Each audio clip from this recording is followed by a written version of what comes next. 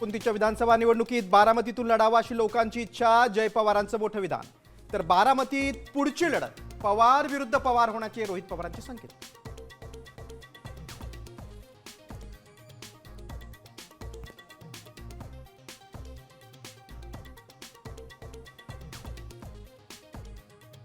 राष्ट्रवादीचं विलीनीकरण झालं असतं तर 2029 मध्ये अजितदादा मुख्यमंत्री झाले असते. आमदार रोहित पवारांचा मोठा दावा.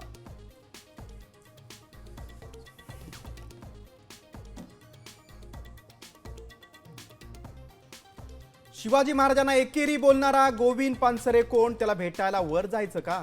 आमदार संजय गायकवाडांची प्रकाशक प्रशांत आबींना जीवे मारण्याची धमकी.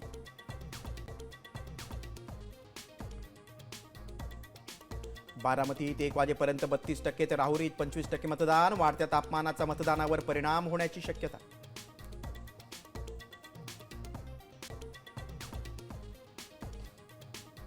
पश्चिम बंगालमध्ये सकाळी 11 वाजेपर्यंत 41% तर तमिळनाडूत 38% मतदान. कमल हसन, विजय थलपती आणि रजनीकांत यांनीही बजावला मतदानाचा हक्क.